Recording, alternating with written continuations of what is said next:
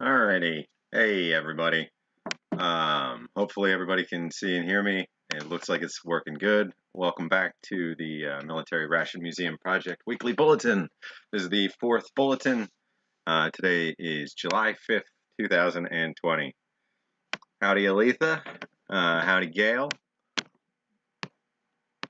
And howdy, Marilyn. Welcome. Howdy, Xenosaga. I see you in there, too. Welcome back, everybody. I hope everybody had a good good night's rest in between when I saw most of it in Smokey's stream last night, and now. So if you're noticing, right up at the top there is a like there, uh,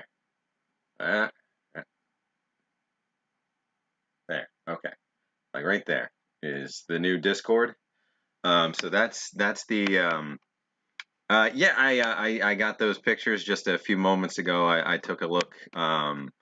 The stamps on the front, this book is void if the stamp's not there. I almost never see the ones where the stamps are on there, so that's neat, and they don't look roughed up much or anything like that. So they're really neat. And the gas book is one that is harder to spot. So I want to definitely get the ones that we have in our collection photographed too, so we can spot what's different about them. But thanks for sharing those. The Discord is going to be for just anybody can go there and sign right up and join and chat and whatever. And there's no limit on the number of users that are there or anything like that. Whereas Slack is like an organizational thing, so it's it's going to be used for actually planning fundraisers and museum business and organizing paperwork and all that kind of fun stuff. So yeah, that's fantastic. Thank you. Yeah, of course once we have a new spot where we're settled in for a bit and we know that we can take anything new and catalog it properly and not just put it into a state like any of the rest of this. This is been waiting for quite some time for proper storage. So it's not the worst setup in the world, but yeah, I want to make sure that anything new coming in gets fully goes through our intake as best as possible. It gets a catalog number, gets photographed, gets a description, and or at least gets filed in an incoming progression for that stuff. Howdy, Renee. So how's everybody's Sunday going? Is it Sunday? It's Sunday. Yeah. I hope you all had a good Independence Day. I was out of Philly for just a little bit, so that was nice. Out where there was some grass and open air, and had some hot dogs and some ribs. So something that I needed to do. It was just nice to get out of the city. Howdy, Fordman or Fordman. Do you prefer a pause or no pause? Fordman, Fordman. I'm going to be saying it a lot.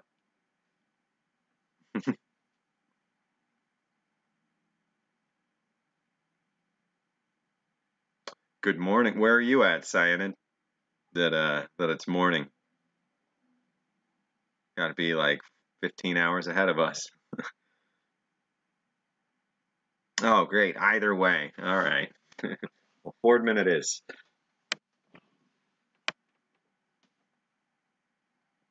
Yeah, it's definitely hot today. I haven't been getting outside too much in the last few weeks, but today, so I take this laptop on Saturdays to my gaming group, and I left the power supply there. So I had a fun trip this morning to quick make sure I went and picked that up, or else we wouldn't make it through a stream. I mean, granted, I could use something else, but I like having this machine, be set up for this. So Sunday, 5 p.m. Oh yeah. That's where we're at. Let's see, Australia. Oh, okay, gotcha. Yeah, enjoy your tomorrow. um, yeah, it's good to have an overlap though with I do a lot of web enabled business in my main job, so we've got folks all over the world, and I know that I've got just these little gaps, and when I'm working with anybody in Australia, it's pretty much from when we open or when we're before we're closing until maybe an hour and change after we would normally close. We might have the ability to get an early morning call in with somebody in Australia, and vice versa with UK and Germany and everything. We gotta get up early and catch the end of their day if we're gonna overlap. So granted, we got better and better tools for that stuff all the time, but still, you know. Um, so between last week and this week, my main goal was trying to get just that Discord set up, just a little shared communication space, so that when I say, oh yeah, hey, go throw a picture in there, or go check out our schedule in there, or go check out something else, it'll be an easy place for regularly updating information, and for conversations, and for folks trying to say, if I say we're looking to try and find something, that would be where you can go in and put your heads together and see where our leads are taking us in terms of trying to track something down. We'll be able to let each other know if we're trying for something on eBay or something, so that we're not all stepping on the same toes. Oh, gotcha. Howdy, Jay. Also a Bloomsburgian. Gotcha. I used to live on I've lived on Fifth Street. I've lived on West Main Street. I've lived on is it Iron Street? Is Iron Street a street that goes from Main Street kind of up over a hill past a beer distributor and out towards the mall? Is that a thing? I want to say Iron Street was, no, that was my first apartment. My very first apartment was on Iron Street, if I'm thinking right. But yeah. Yeah. Yeah, the tracks. I broke down on those tracks. My very first car death that required pushing was headed out there. But I haven't been back up there in a while. When I was driving across the country 3 years ago, I came through there, and I was really surprised how little a lot of that highway area had really changed. I used to work at that Denny's there, right on 80 at Light Street for a year. That was my first, non-Boy Scouts job. Because you can get a job with the Boy Scouts, and they don't have to pay you a regular wage. And you can get a job really early, like 14. You just have to go to your school, get a card, fill it out, get your parents to sign it, get everybody in the world to sign it, and then you can get paid a paycheck for like 80 cents an hour or like 55 cents an hour doing something. It's great. So yeah, technically I worked for a couple years before Denny's, but that was for the Boy Scout Council, and I have those paychecks saved somewhere, not in the museum stuff, but just to trick my nephew someday. Say, look, regular wages, it was $1.05 an hour, and you worked 81 hours a week, because it's camp counselors. They counted like the hours weird, but the Bloomsburg Fair, there's nothing like it. I've been to a lot of like state and county fairs around the country over the years. The Bloomsburg Fair is just insane. It's just this great big chunk of town that's just set aside for the like 2 weeks of the year where everyone gets off school and has the fair. It's where I saw all my first concerts and all that kind of stuff. And then there's the Midway, and there's all the game sections, and there's the rides, and there's these tunnels that go through everything with just like people crammed in selling you whatever knickknacks and trinkets they can send. Hey, K-Man, welcome. I sent you a message on the forums. I just finally logged back into the forums, and I will catch up. There is, oh my God, a lot. One of my issues for the longest time was I would start on the forums. I would log in and go to the unread page and try to get that down to 0. And when there were only a few hundred members, that was pretty doable. And then over time, that got harder and harder and harder until it just was impossible, and I was falling further and further behind. And I don't know why, but yeah, it caused yeah, I got bent out of shape about not being able to catch up to stuff, and yeah, it's just not realistic. There's too many folks talking now. There's too much going on, so I got to pick the topics and hopefully still get some good ration learning back in, because everybody's finding all kinds of neat stuff and having these conversations, and definitely want to get back involved with all that. But I was asking you about the Slack, the MRE info Slack. I know that's separate kind of conversation, but if you get a chance, I'm definitely interested in what's been going on there. Might be, helpful to restart some conversations. Um, yeah, the Bloomsburg Fair, though, just to go back to that, that's the first place I ever ate a deep fried chocolate covered peanut butter cheesecake on a stick. That is a thing. That is a wonderful thing. Deep fried Oreos, sure, sure, sure. Deep fried, ice cream sandwich, sure, sure. Deep fried chocolate covered peanut butter cheesecake on a stick, or deep fried chocolate covered key lime pie. Those were just, yeah. So got to break my diet a little bit for this weekend and eat some actual food. So if you can't tell, I'm a bit on a food mental stick. I might even eat a ration tomorrow. I'm not sure. It's been a very long time. I think the last one I ate was a Lithuanian. Uh, yeah, I think it was a Lithuanian, or it might have been an MRE Nation vegan ration. Actually, I'm not sure. One of those two.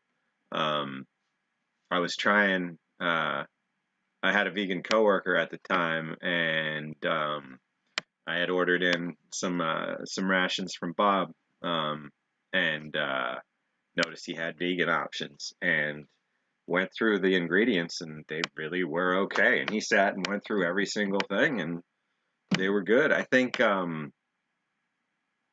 there may be like one of the sides, or not sides, one of the like accessory packet items or something that isn't vegan, but overall, like the idea that the whole actual meal was pretty cool. I mean, I think it's one of the only ones that goes that far. Because vegetarian's one thing, but then to go and say there's no animal fats and no dairy products of any kind, no cheese, no milk, no anything like that, no animal derived flavors or oil. I mean, it's pretty in depth. So that was pretty neat. So um, I had one of those and a Lithuanian one with another coworker recently. So I can't remember which one of those two, but I mean, and when I say recently, it's like 6 or 8 months ago, something like that. Time is interesting. I hope everybody enjoyed the 3 or 4 years of June, and I hope July gets back to moving at the speed of weeks, but we'll see. Deep fried Mars bars. Oh God. One of these days I'll go back to the fair. I have a friend who does a booth up there, and she still works with or does work with Riverstone Gallery up there too. So I know she'll be up there, and I'll probably try and make it up at some point, because it goes on for weeks. That was one of my other first jobs, was folding T-shirts at one of the T-shirt stands. He paid me $10 an hour when I was 16 years old to just fold shirts, and just for the sake of it, I'm gonna grab a shirt and show you guys a technique that I learned that it'll change your lives. I'll be right back.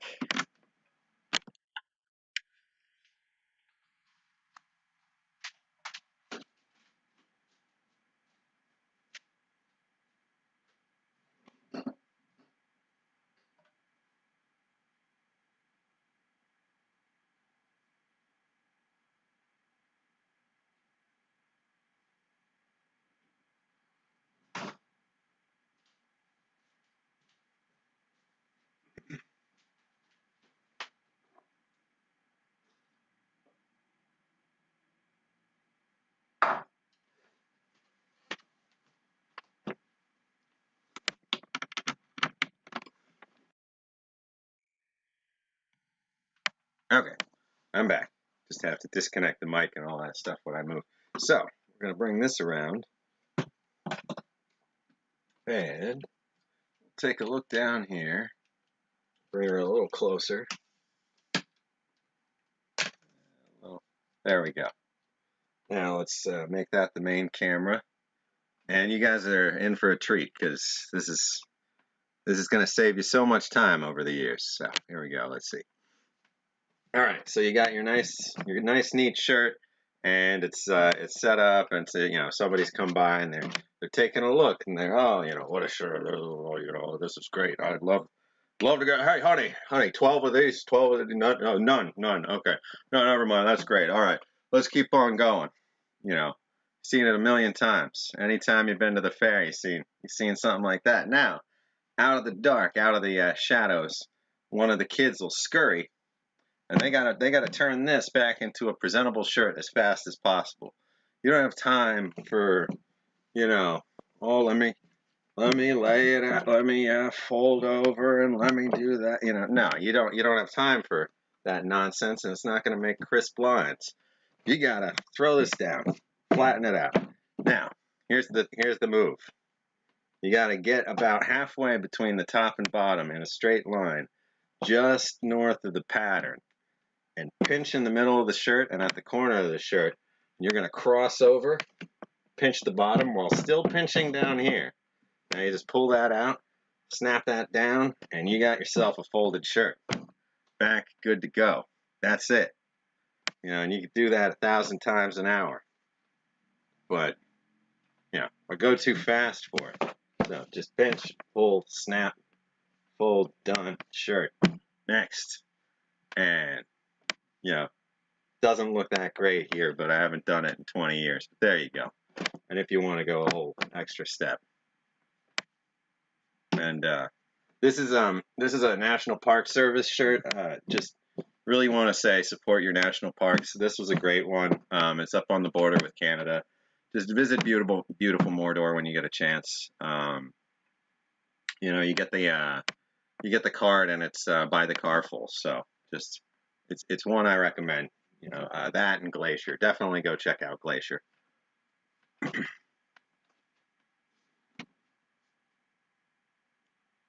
So thanks, Smokey. Welcome.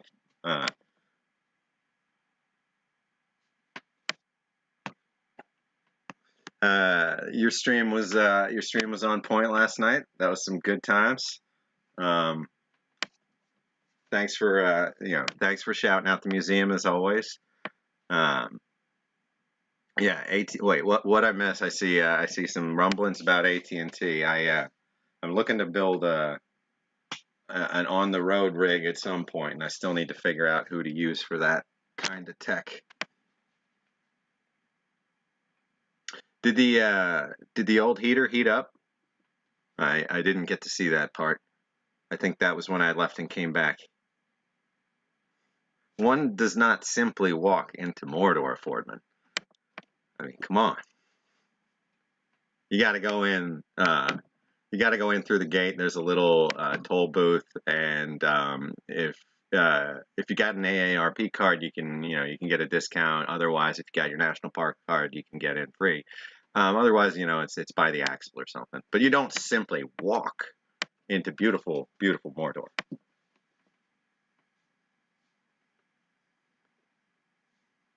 I was actually down in the bottom corner of Montana for 10 years, right above Yellowstone, and there's all kinds of ways into Yellowstone. There's the entrance over by Cook City. It's only open in the best parts of the year in terms of access, and closed in the best parts of the year in terms of snowmobiling. But then there's I think that's over on or by the Beartooth Pass. Then there's the West Yellowstone entrance, which that's at nearly 7,000 feet, so that closes for a good chunk. There's the there's the Gardner, Montana entrance in the north. That's the one that stays open in the winter because it's right around a lot of the hot springs and geothermal activity. So you can enter there, and there's some of it plowed back in, and you can get to some of the hot springs, like the Boiling River, in the middle of the winter, and that's all awesome. and then you can come up from the south into the park through like Jackson Hole area, I think.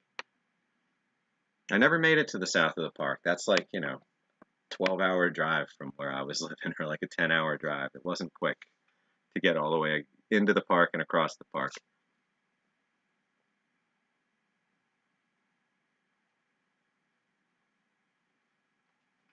So, today I think we had promised, well, you can see it right here, but just up close and personal. I think we had promised to open up the Ration Detachment Small Persons, or Ration Small Detachment 5 Persons. We're not detaching any small anyone. I apologize. That is not what that is. That is a Ration Small Detachment 5 Persons. Because I have not seen inside of this in quite some time. I can't remember if the contents are in here, if they're in another box. I think they're in here. So let's take a look. We're gonna have to move some other things to get to it, and part of the reason I wanted to do that is to see if any of those were the ones that had a few of these other items that I've been trying to keep an eye out for, like the Yugoslavian and the Saudi Arabian, that I've been trying to figure out what box they wound up in.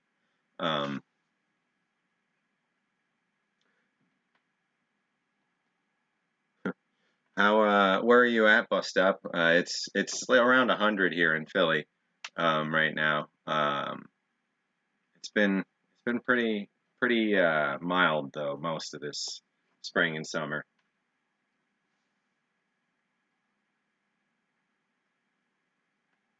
Oh, I know the woes of having only one or two providers, or just one in a particular area. I grew up in rural PA in the Northeast, and all we had was dial-up. Even if I recall, just a few years ago, it was still something to the effect of someone would have to run 20 something miles a new line to bring everybody up to broadband. So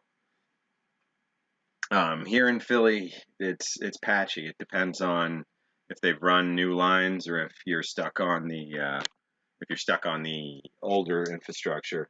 Like where my office is for my day job, all we can possibly get is buried cable. Coax is our maximum highest bandwidth option. There's no fiber there yet. There's nothing like that, and that's even fairly recent comparatively. So here in my residential neighborhood, it's all fiber, and it's been for a couple of years, and that's all over the area here. But just outside of town, it's not anywhere, so it's still normal cable speed. So it's really patchy. We're certainly not uniform yet, but you got a lot of infrastructure to work around. You got 250, 300-year-old buried clay pipes running water in some parts of the city. So let's see. I have to grab a set of gloves so that I don't damage anything in here with just skin, oils, and whatnot. So let me do that real quick. I will be right back.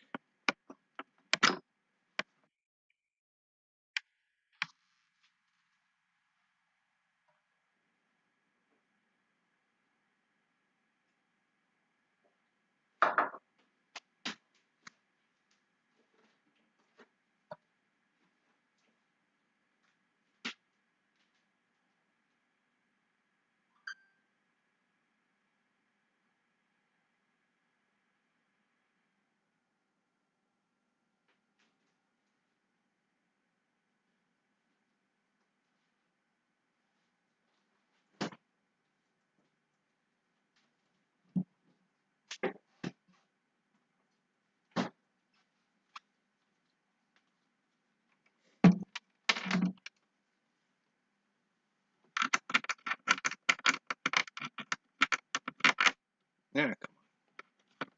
There we go.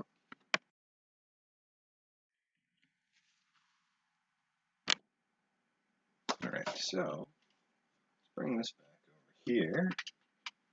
All right.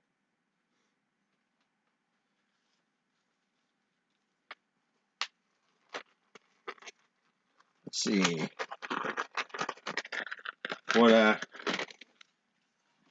Well, hopefully I won't pull anything out of here that's going to put you off your dinner, K-Man. I think everything in here is pretty much high and dry, but that's one of the reasons that we're looking. Don't want to leave anything to chance any longer than we have to. So, metal banded case of MCIs from 1974. Oh wow. Yeah. Ask the chat before you ask me. I'm gonna say something. I'm gonna say something to 2008 or 9ish. I think. Oh, a full case of MCIs, no leaking, metal bands around it. I don't know, $105. You think I should go as high as 110? I don't know. Maybe he'll take 75. Yeah, I don't think so anymore. I don't think that's how that works. So let's see. Yeah, I think Smokey's more on the money right there. I haven't tried to buy any in a while. I had bought quite a bit for the museum over the years and did have to sell. Oh, speaking of MCIs, well, here's a first box we're pulling out here. Let's see. We got some pretty nice looking ones. There's definitely leakage and whatnot in this set, if I recall, but these were, I want to say these were all late.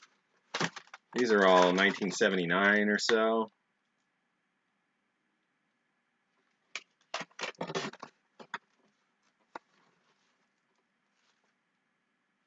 Yeah. All right. So we got, that's definitely a 79. June 79. So I'll put that back there. Yeah, and look at this. You can tell one way. Look at how pliable that plastic is. Like that's some of the latest run. Some of the earlier stuff, you just look at it the wrong way and it just gives up the ghost. It's done. So here's the. Whoop, don't go for a spin. This thing's been pretty much indestructible, but I don't want to jinx it. All right, so we'll put that down there. Let's see what's in this one. Oh, well, hello. This categorized. Oh, okay. These are Civil War battlefield dig site items. Just a few of those. So there's and some World War II dig site items from I want to say Utah Beach or Okinawa in terms of like packets and ration item packets that were pulled out of the surf years later. I'll have to check on what those were. There were some photographs in there, some NASA stuff, I think. But we're trying to get access to the back of this. Let's see, oh. So behind there, it looks like there's also just some boxes, empty boxes, from the Menu 1 and Menu 2 second half of a 5 ration. I don't think those were part of this. I can't recall. But hey, Dub C, how's it going?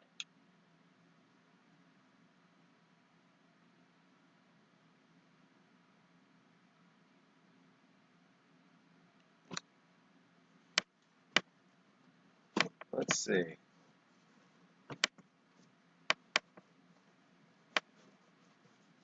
Oh. So that does not look wonderful, but it never did. All right. Let's see.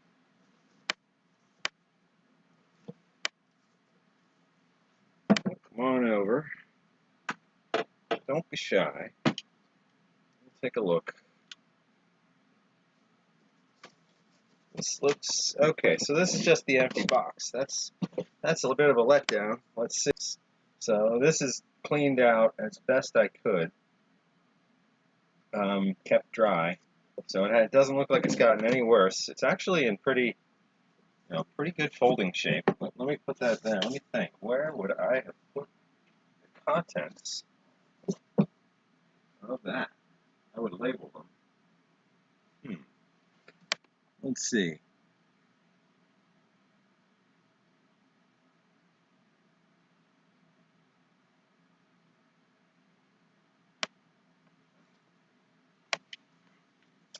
All right, let's go back over here. You may be able to spot this amongst these boxes. Let's see. So, ration detachment, ration small detachment, 5 persons.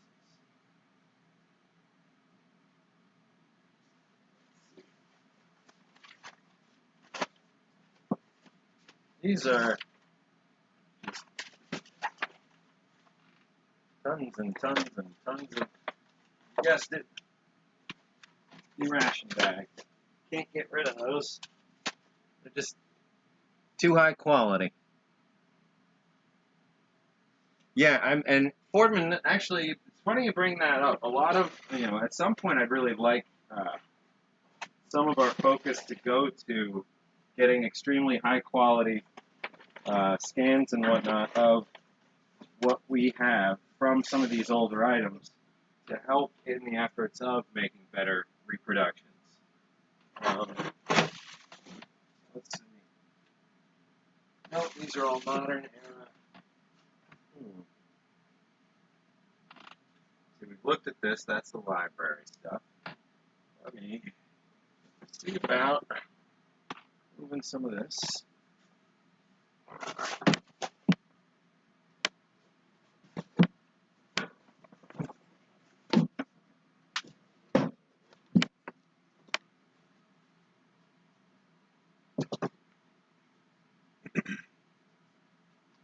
Let's see. Small detachment.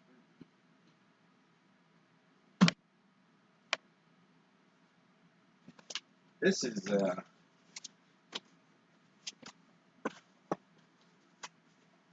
a World War I era egg crate with the dividers still in it. There is some stamping on the front and the back quartermaster core. That'll be a fun one. That's pretty light. That's just been kept on the top of the pile for a good long while. Let's see. Put that back up.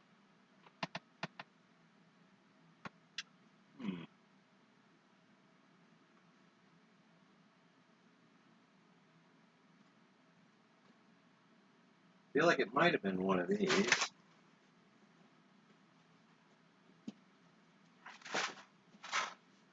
These all might actually be real cases of things. Okay, we got brown bag, miscellaneous. Got, ooh, interesting box. Okay, got accessory packs of many types. We got some sundries. We got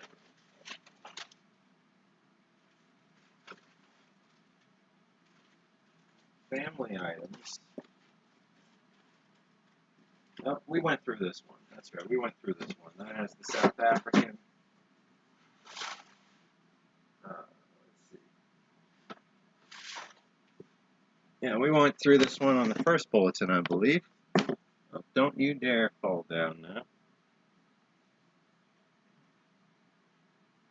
Can't say we're going to open up a small detachment. Not open up a small detachment. So let's see. Another brown bag set. These are fun boxes to keep too. We got a halal and we got a food packet modular operational ration enhancement. And this is actually a high altitude cold weather variant thereof. So that's a mouthful. The FPMORE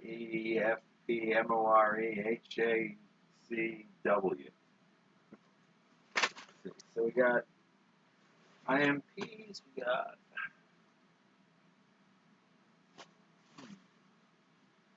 some other stuff down there.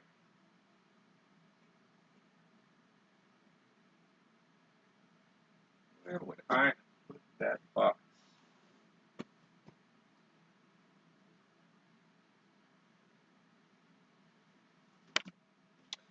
Hope you're liking the madness. Welcome, Kaylin. Let's see.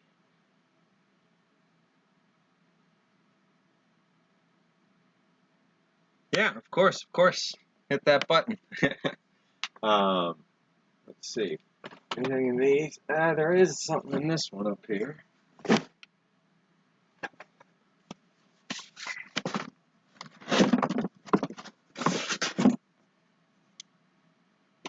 Let's see. What's in this box?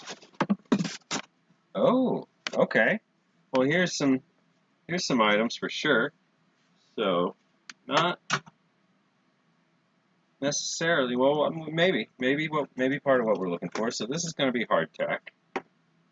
This is going to be hardtack.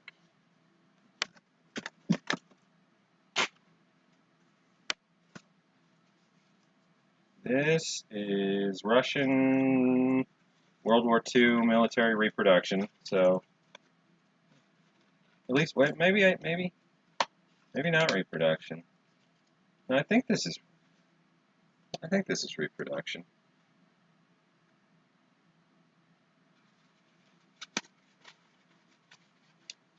I'll have to double check. Anything that's reproduction, somewhere in one of the logs, it's going to be tagged as such. Let's see.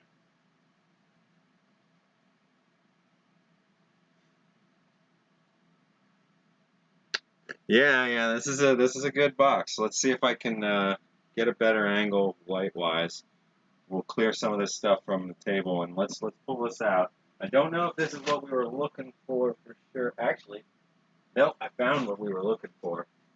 So we're going to look at this box and we're going to look at one other. So let's see. Down in here. See this little guy? Yeah, we're going to worry about that little guy. That's the small detachment 5-person contents. So let's get our mess cleaned up here. Always good to clean as you go, whenever you can, especially when you're dealing with a lot of these. All right, so we'll put that back up. We can put this sundries box back here. You know, and the benefit of the next couple stages, you know, as soon as we move, which it's been a fun week. There's been some back and forth on the actual place, and some other options have come up in the same building. So I'm trying not to just do what I always do, and be too impatient and just rush into the very first option that comes available and seems acceptable. But I did let them know that no matter what we do, we'd like to have something signed and moving in July. So there's a business that's moving out of this building that has a number of other offices, and every one of them is better quality office than the one that I'm looking at. But the one that I'm looking at would be a fantastic storeroom office long term, in the sense that it's tile floor, cold, below ground, and then there's more pleasant atmosphere above ground, ground floor regular offices in the same building. So I'm saying to them, I think I still want this, this underground, more cost-effective office, and I got to go in there on Thursday, and it's about 2.5, 3 times the size of this little space that we've got carved out, so we'll be able to actually have these shelves and a couple desks, and some scanning equipment, a light box, or a photo box or light box or whatever you want to say for setting things up and taking high quality pictures. And the goal there would be to have a setup so that anybody who can volunteer time in person would have a place that they could go to. And even for now, in the short term, we could set it up so that we each have a different time to be there if we're going to be in tight quarters or anything like that, so that it's within it's trying to do our part in all that. Let me keep moving these. Let's see. So this is the actual box. Let's see. We just have T-shirt folding lesson right there. This was that gigantic long-range patrol box that I think I showed a couple weeks ago. I'm still, every time I see this thing, I'm just amazed that they ever made one this big. 40. You know, this is for 40 food packet long-range patrol ration items. And they were packed in Elwyn, Pennsylvania. So that's by Elwyn Industries, which isn't a name I see on a lot of these boxes. So that's a neat one. Let's see what I missed. I'm sure I just missed quite a bit.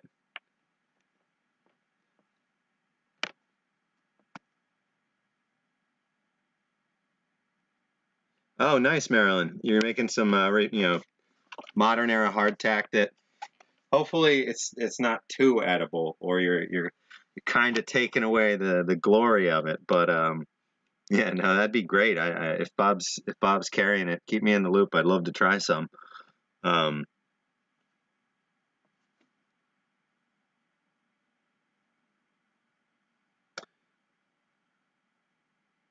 my sound is spotty. Ooh, okay. Thanks for the heads up. Let me see what I can figure out. Let me move this a little.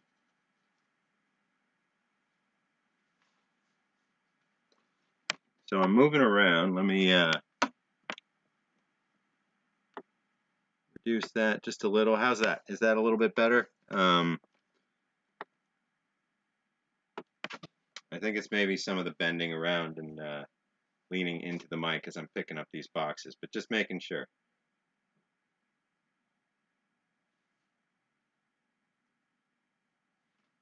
All right, well, let me know. So this is empty, but this is just one of those examples of just interesting choices along the way. Somebody decided let's make a massive super case version of that. All right, so we're gonna put this shield back on here. We're gonna put this back up in the wall.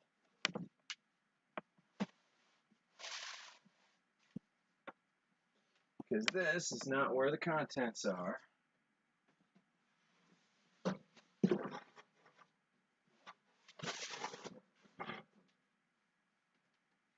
Alright, and then we'll put this box of goodies to the side here and get access to, let's see, where's the best way into this? Gonna have to move set light for a second.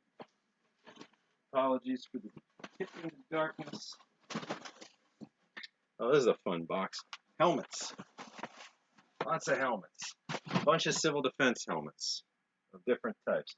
And apologies if the sound gets a little wonky while I'm leaning around into this, but hopefully once I sit back down, we'll be normal.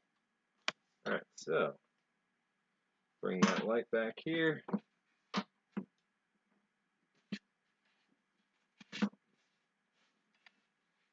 There we go.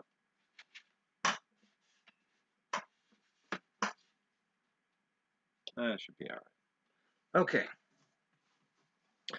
So we'll go back here. There we go. All right, so what did I miss? Hey, Smitty, welcome back. James Ortiz, welcome back. Good to see you. I think I missed you a good chunk ago, Smitty. So yeah, it looks like you've been here for a little while. Sorry about that. Welcome. This has been kind of a rambling, wandering. Let's see if we can find the guts of the 5 persons ration. Which now here's a fun thing: the back of that ration, small detachment, 5 persons, just says 5 persons. So I like that. So I'm flipping to that side for a little bit. Let's see, we'll bring this down here.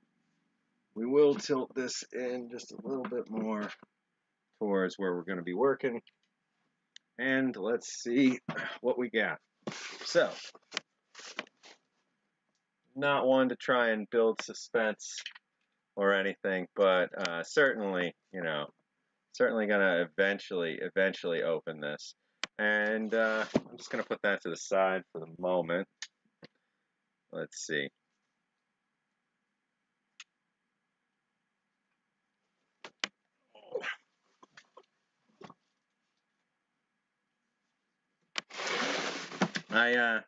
Well, no worries, Smokey. I was in the chat. You mentioned, I mean, yeah, I was signed in as Ration Museum, and you said, you responded to me a handful of times. So, I mean, technically, that's advertisement every single time, isn't it? Every time you're like, oh yeah, Ration Museum. Got to tell him something, something. That's advertisement.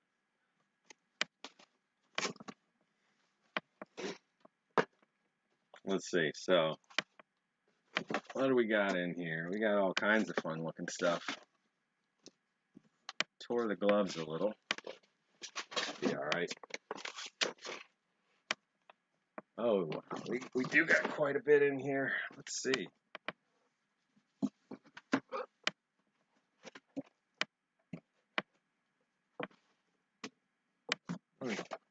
Turn that so as not to pass out anybody's info. Oh, wow. Okay. Some of this interesting stuff here. Did we open this box before? No, I don't think so.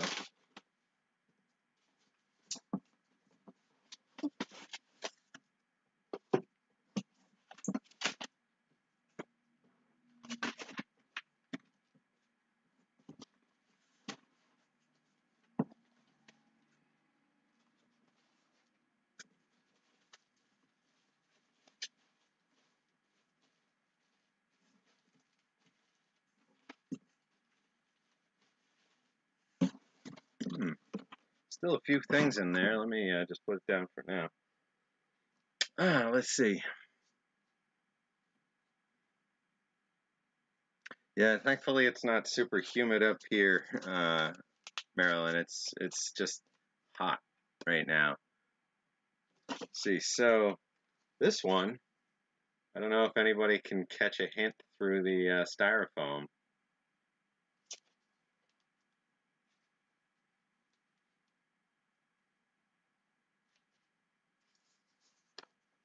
Any guesses?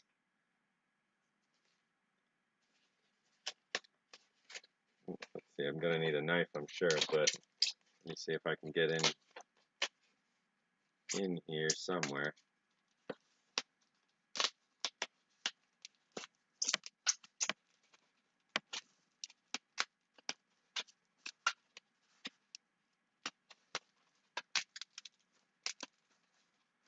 No, it's not an assault. Oh wait, I can go out on the side on this one. It's not a food packet assault.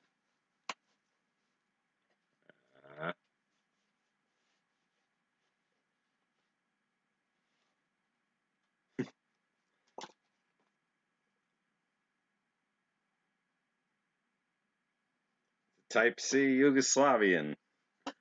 This is from a country that no longer exists.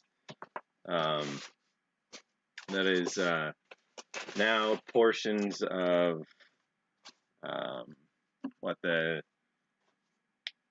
Bosnia Herzegovina, the Czech Republic,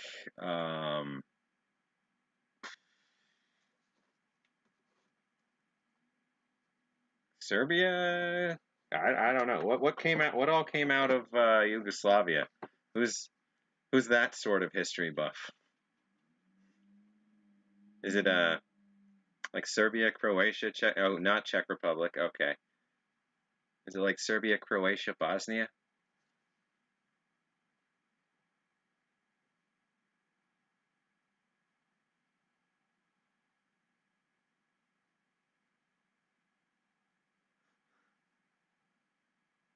Yeah. This is the one that was in Doswell. So it's been consumed or preserved, but it's in nearly ready to be represented shape. So there's still some of these little bars in here in the packaging, but yeah, that's where that is. I've been looking for that.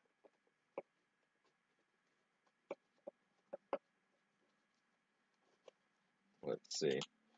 Well, let's see what all's in there. We've got, let's bring this down. Got a nice little space here. So we've got the little sardine can. We've got the candy bars of some sort, muesli bar, I think.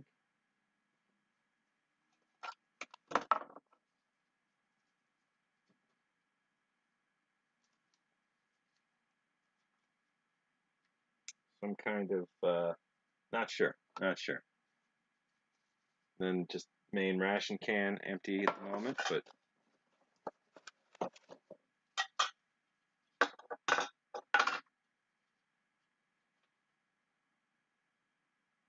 that's still in these rations. Does anybody know offhand what that is? I can't remember if this is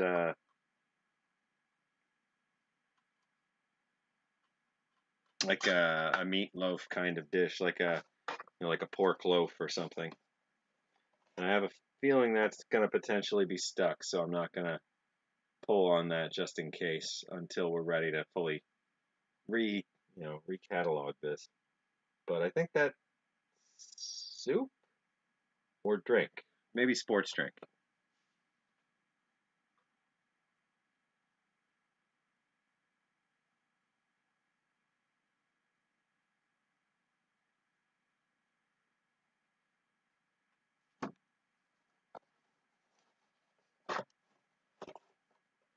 Yeah, Smokey, I'm gonna have to find, all my notes and everything from over the years, and finally get a chance to sit down and walk back through them all. Once, everything that goes in, there's going to be a space in the the catalog of info for what I know about how it made it into the collection, so that we can track all that kind of stuff. And then there's forms for going forward. For anybody that enters something into the museum collection, there will be the option to donate, or there'll be the option to have it on loan, and what the contract is there and how that works. And then there'll be a separate cataloging system and storage system for loans. And some loans, a lot of museums have things that are on loan for 30 years, 40 years, and then end up in the museum's collection, as part of the action operated in a will or something like that. But if that's if it's something that, say, the person wants the right to be able to say, oh, well, somebody else now might be able to do something with it right now. Like, say it was a really important piece and it was a particular type of museum, and you're storing it, you're archiving it, you're keeping it safe for them, and when you need to reference it or study it, you can bring it out, you can work with it. But then they are working with someone else who's working on some very specific story or piece or collection that is much more tied into the item that you've lent to us, and your contract says you can pull it back at any time for something, for whatever purpose, just with whatever amount of time it would take us to lead in and out of something like that.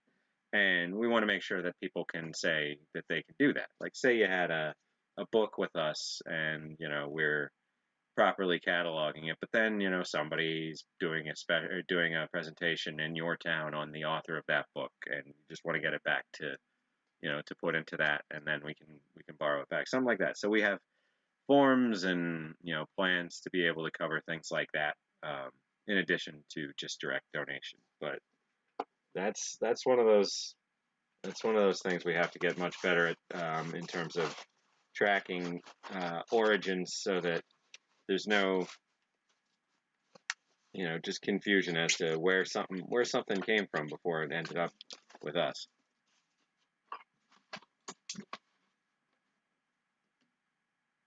Let's see. So, what else is in this bin? Looks like quite a few things. We've seen some of these recently. So we've got 1980s Canadian supplemental food packs.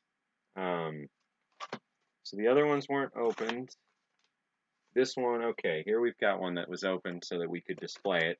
So these would go together as a display, one fully sealed and one that we can get inside of and lay the items out. So with this, we can see just what exactly came in these marine supplements, or maritime supplements. So we had hot cocoa, lots of it. Looks like 2 packets of the hot cocoa. We got a hot beverage bag, one of the older types. So this is kind of like a coffee bag in its construction. It's the foil-lined, heavier bag, and it's gusseted. It'll stand, and you fill it up. You square it out like a little carton. You fill it up, and then you fold the top over tight, and you can shake the whole carton. I'm gonna keep it as is. I'm not gonna open this all the way up, but it's in great shape. So I'm gonna put that back. That'll make a nice display along with some of the other Canadian ones we have. We've got some Royal Canadian Air Force stuff. We've got some 90s and 80s Canadian just emergency and standard rations. We've got the Anytime orange drink. And the Anytime lemon drink. So those are great. Great names, right? Anytime lemon and Anytime orange flavored drink crystals. So that's neat. These would be, just extra calories, extra easy way to get calories in when you're in a survival situation, or you're in a bailout situation, or you're in a wait, that goes longer than it needs to go, or whatever it happens to be. But these are just little supplemental packs. This is pretty much the same kind of thing as the more, just extra calories, because the regular ration is only going to get you through so far, and then if you're in, say, extra cold or extra hot or extra humid or any extra something kind of environment, then it's nice to have. Oh, it's going to fold this way, I think. And it's nice to just have the ability to generate some extra warmth. So that goes hand in hand with getting more calories in you during the day. So that's why they do that. You're gonna you burn I don't know exact number, but you burn quite a few calories when you're shivering. And if you're exerting yourself in an Arctic environment, you can easily be burning 3,000-4,000 calories a day just walking around your base, just going around your normal day to day.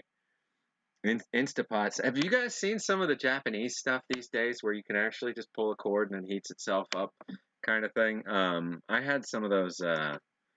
Press the tab and it itself cooks tomato soup, but they tasted like metal. They were never that great. The self-heating soup in a cans in the States. I always wondered if they would give that another shot. Those and candwiches. I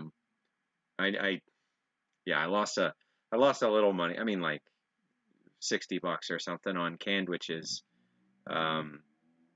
When Mark One Foods got ignore if you guys can hear the traffic outside. Sorry about that. But Mark One Foods was the company that was making the candwich, and that was the marketing material made it look like it was a soda can size can with a pop top, but it was more just a regular Pringles style can tube with a like a pudding can style lid, so it was pretty well sealed. And then it had a bun inside, and depending on the sandwich, there was like barbecue chicken, or there was like peanut butter and jelly. And depending on the sandwich, you'd get your packets of filler. And then you got like some Now and Later or something like that, some little soft, or not super soft, but some chewable candy piece or two with it. And that was your meal, and it was in a can. And the idea was that they'd sell in like soda can machines, but then they made them too big and nobody wanted them, and they couldn't get them manufactured at a smaller size, so they didn't have a distribution model anymore, and they fell behind on production, and then the factory closed down, and then it changed hands, and then the new factory did a GoFundMe and a bunch of, or I mean, or some crowdfunding campaign, and a bunch of us all said, "Oh, this is great, Candwich is back," and bought into it, and thus began like a year of, "Oh, we're really sorry, but just a few more weeks, we'll ship this out. Oh, we're really sorry, just a few more weeks," until, I mean, I think I'm just now realizing that at some point I finally just kind of didn't check in again, and they got to keep whatever money I and whoever else, had kicked in towards that round. Because I bought a couple cases. I wanted like, if it was going to come back, sure, I'd get like 40, 50, 60 of these sandwiches and store them, because they did store well, and it was just the MRE peanut butter style, peanut butter in there. So, hey, RC Gusto. Um, And hey, oh, by the way, hey Temple, it's been a while. Um, I think you weren't here last week, but you came up last week. I think I was wondering, you did you shared with us on MRE Info your whole initiation into the Templar Reenactment Society and everything years ago, right? And you went through a long process with that, like years of apprenticeship and all that, training and practice and everything. If I'm thinking of the right person.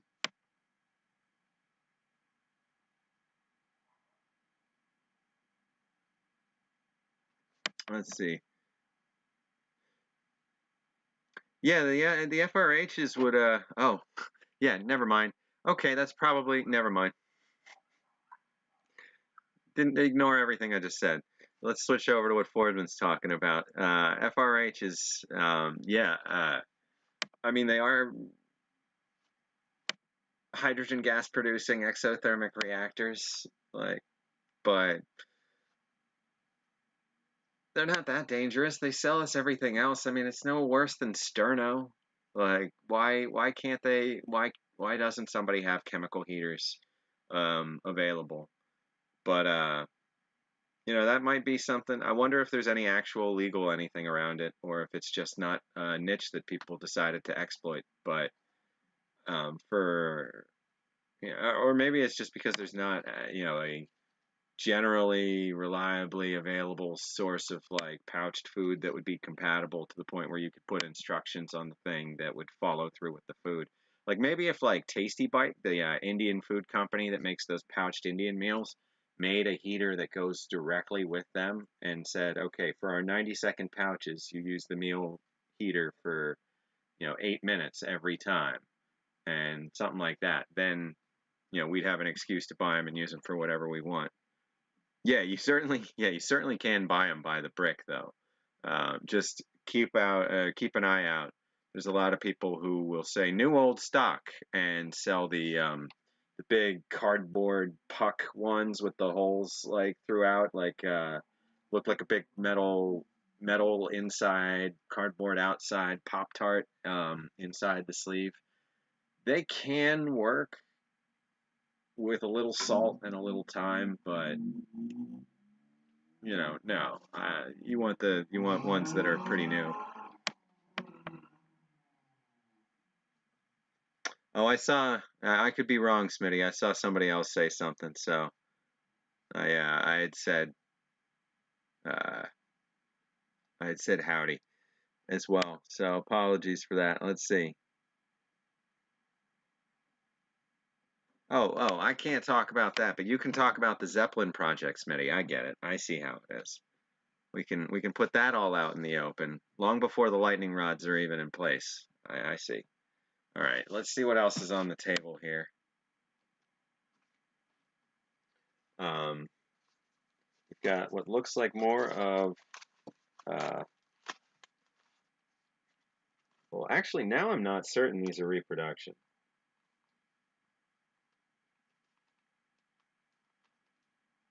This is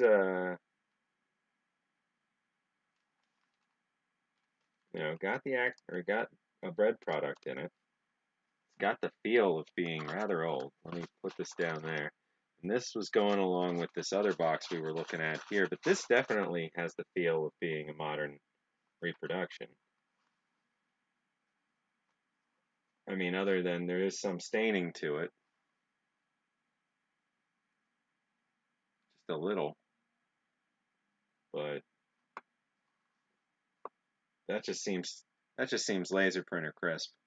I mean, no, that's definitely a modern reproduction label right there for sure.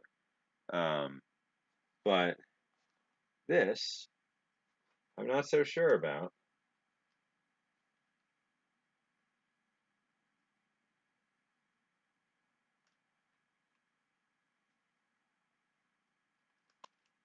I don't know. I'll have to see where I got these. I'll have to track that back down. There's definitely going to be stuff in some of these boxes.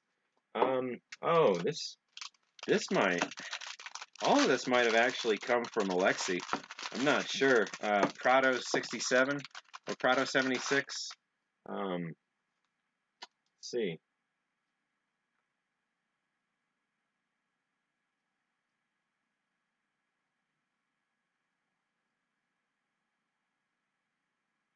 I'm not sure. This might actually be something somewhat older. This looks like it's leaking. That might be the source of some of it. I'm just going to put that to the side here.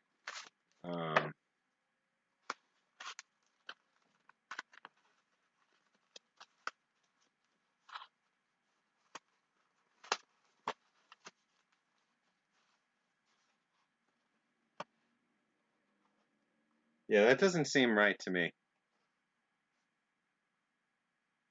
Yay. That doesn't seem right.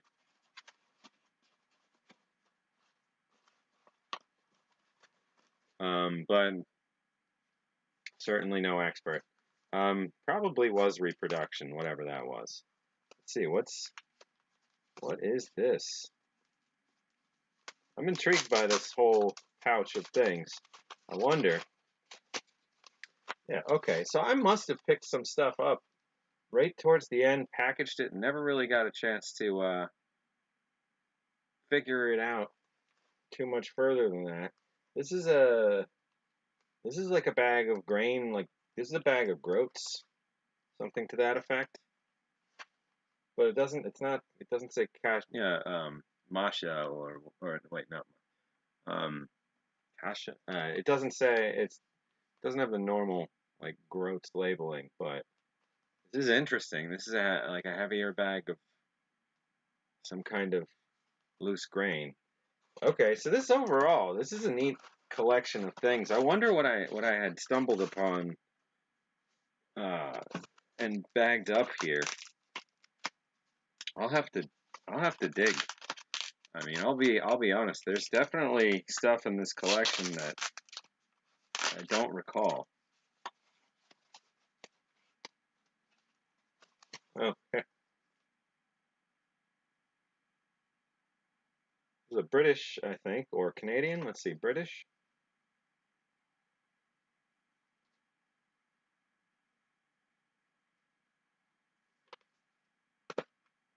And it is actually what it says it is,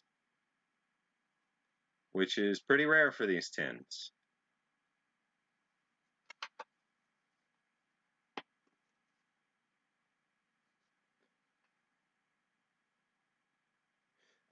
These days, actually, let's see if this will work. Oops, sorry. Let's see if this works. I'm gonna fire this up on stream if I can. I love the future, and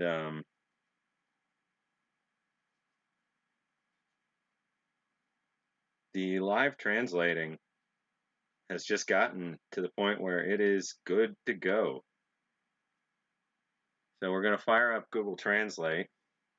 We're just going to go, we're going to detect Russian.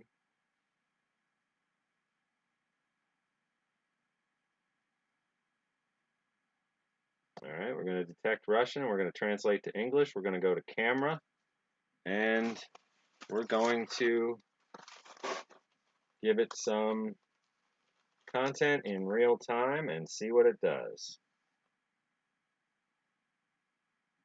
Barley, and it tries to approximate the font because it's the future, and why not? I'm just every day, every day I'm just amazed. Like even upside down, like it just it, can you? I can barely contain myself sometimes. So let's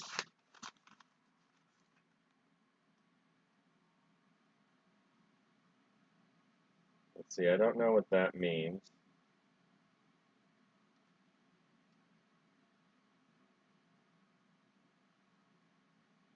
So that doesn't seem to want to translate.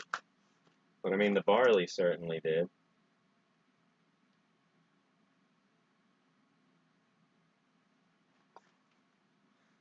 And then let's see what this can was.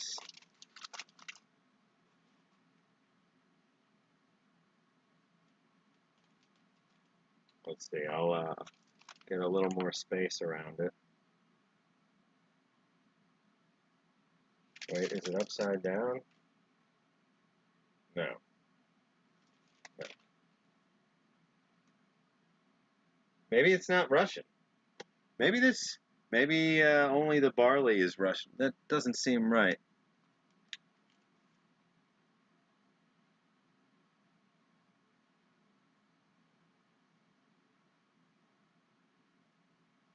Maybe it's Oh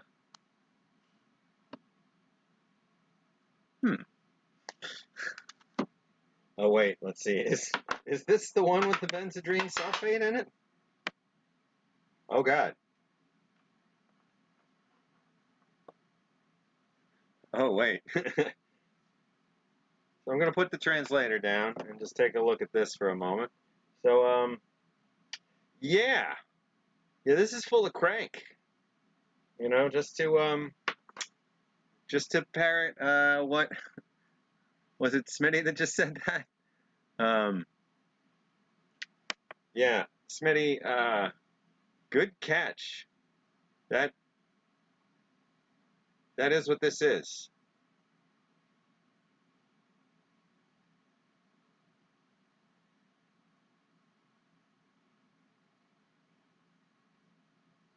So that's twice now that we've opened up one of these sundries boxes and found ourselves some military speed from World War II or post-war era.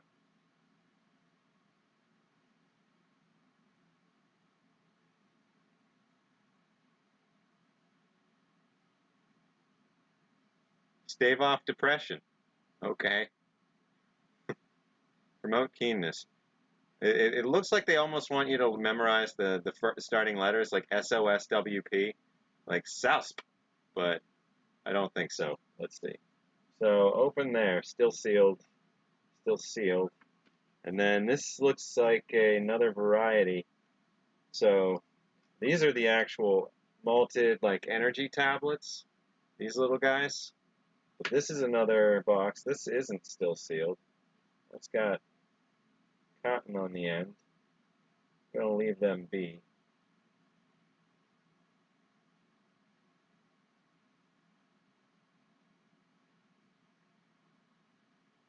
These tablets should not be given to wounded men. Neither should they be given to excitable or hysterical men, or those whose minds are wandering. The tablets would make them worse. Well, thank you, Tablet Box. I'm appreciative of that extra information. I will not give this to men whose minds are wandering. Certainly wouldn't want to do that. So we're going to put these back. I'm pretty sure these are benzodrine sulfate.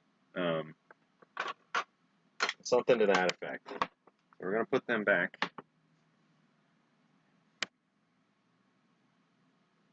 Yeah, a lot of pharmaceuticals don't actually, expire the way people think of them. Like, a lot of non-chemically active things are still going to be the same chemical compound in 100,000 years. But that said, a lot of the filler, a lot of the other elements, a lot of the just general things that were thought to be okay in manufacturing processes in the 40s or the 30s, or some of these might even be a little older. They're where you really got to worry. So wait, let's see. Quaaludes are all gone now. Yeah, so I've heard. They're all gone. That's there's no military crossover there that I'm aware of. Actually, is anybody aware? There's certainly a whole subchapter in terms of uh, military drugs and military drugging of the soldiers in experiments and in intentional parts of their day-to-day job. So that's a whole chapter in a future book on this stuff. Yeah, translation by human, it's overrated, Fordman. Come on, the automated future is here. Sorry, I do automating in my day job as well, so it's hard. It's hard to just not see it as inevitable across the board. Robot. I mean, at some point, never mind. I won't get into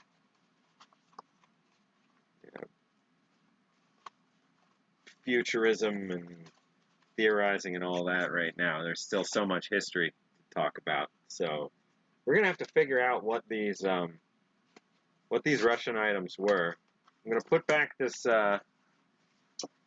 rather powerful can of energy of two primary types. Oh, here we go. I'm gonna leave this boxed. This is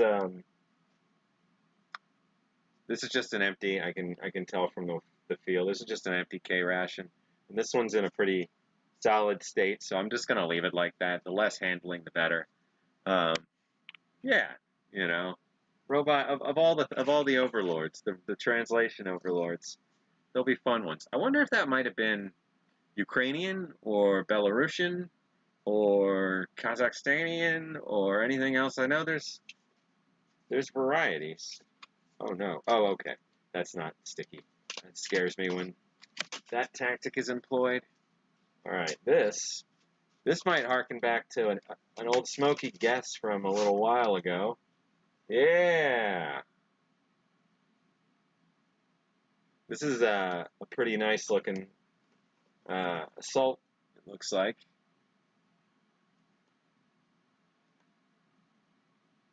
And just a little extras, like, sometimes you'd see food packet assault, or food packet, comma, assault, comma, individual, food packet, individual, comma, assault. Sometimes you wouldn't see this following. I don't know if anybody watched Steve's 2 videos from yesterday. One, I'm pretty sure, was a parody of one of his very old videos. I'm not sure. At first, I wasn't sure how to take it, and then it was getting pretty hilarious. But at the end, and then that's the 4 Fingers of Death one. At the end of that video, he was looking through some of his cases, and I noticed he has a Ration Individual Combat case, which it's not a mistake. There's Ration Combat Individual is the RCI 1, 2, 3, 4 that got produced leading up to the MCI, but there was Ration Individual Combat was a whole run that was produced right before, at least boxed that way and everything. So that was neat. So like the same kind of thing goes on with these. There's variants on how they actually got printed out. He did say that was a tribute. I didn't notice. Yeah. So that was just. I was like, what's going on here? What's going on? And then he did the ROK video, the same set, and it's like, okay, he's okay. But yeah, they were both good videos. Those I mean, and tell you one thing, some people will try some of those older ones. He ate the entire 4 Fingers of Death meal, the crackers, the cheese, the 4 hot dogs, the well, there's no like, oh, he forced down that freeze-dried food puck. No, that's just delicacy. And I don't know, I'd have to probably agree that at least in our circles, it should be considered criminal to rehydrate those. Just eat it. Just eat it. I think I still have a couple somewhere, but let's not jump ahead of ourselves. Let's see what's in. Let's see what's in here, quality-wise. Oh, ho, ho, ho. So this was, I believe, a pretty good one. Yeah, the RIC predates it by, I think, just 1 year, maybe two, in the production. But yeah, it was an official production. It's kind of, I think, a stage more official than the one you've been hunting for the in-betweener on the long range patrol, or I mean on the cold weather. So this brown paper uh, assault ration accessory packet. This is definitely one of the rarer accessory packet types out there.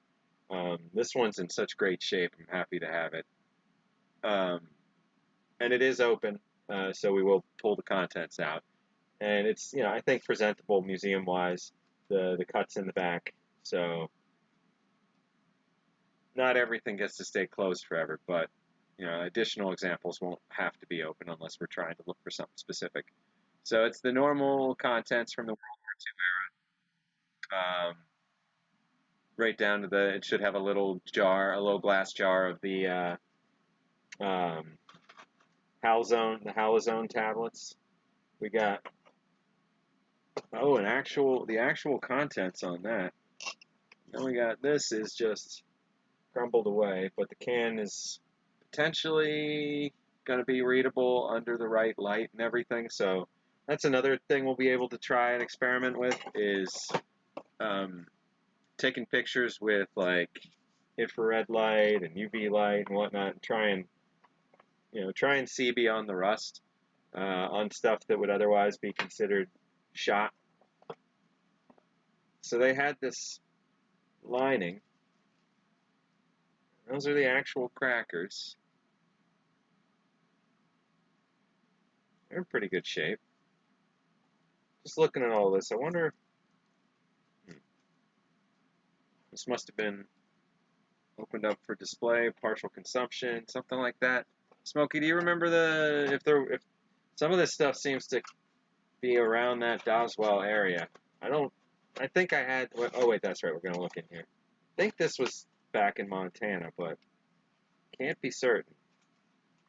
All right, so we're just gonna see what we got in here. We've got a packet of matches. We've got a really nice shaped can opener.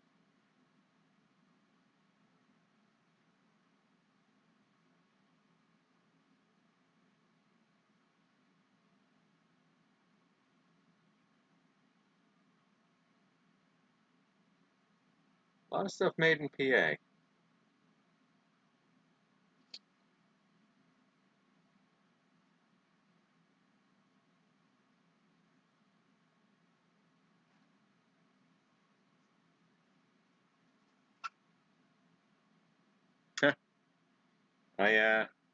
So my company where I work day to day, I just saw the back and forth on the pork belly.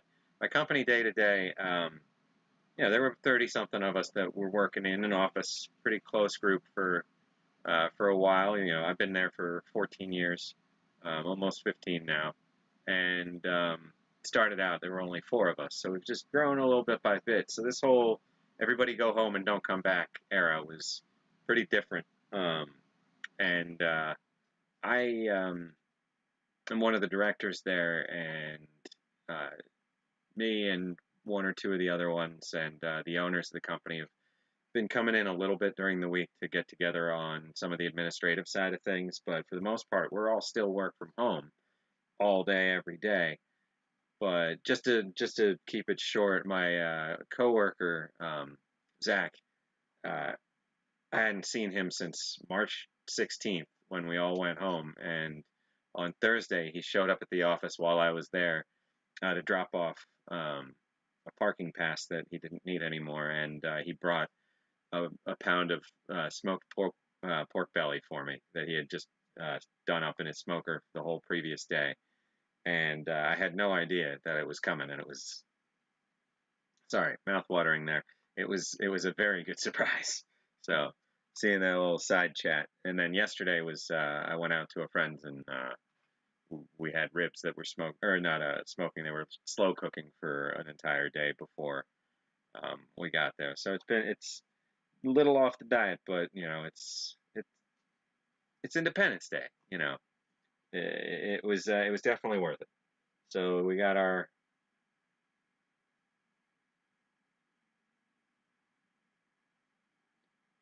water purification tablets. We got our spoon. Not too bad shape on the label. The spoon itself is really hard plastic, heavy, very clear. Got some beachies, some beech nut flavored chewing gum.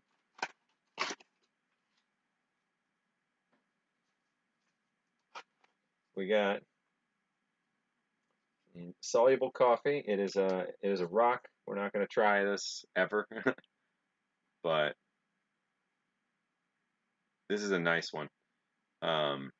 This is the type.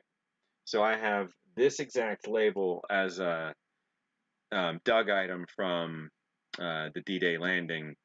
Just there's some beach refuse bits that were uh, entered into the museum collection. They were in one of those boxes that we looked at earlier, and they come along with some provenance that they were collected there a while back. Now, whether or not that's 100%, we'll have to do our own due diligence once we find get to that part. But so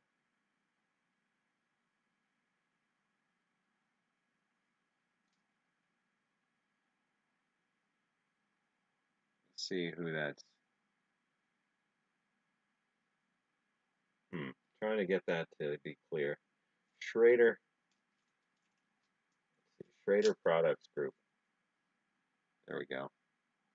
Should be able to get a bit of focus on that. Maybe.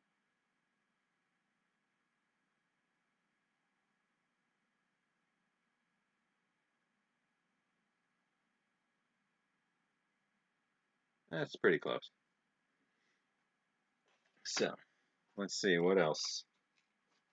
We've got toilet paper. Now, there's so many varieties of this over the years. This is just, yet another different version. Brown paper, folded up, one little piece of tape at the time.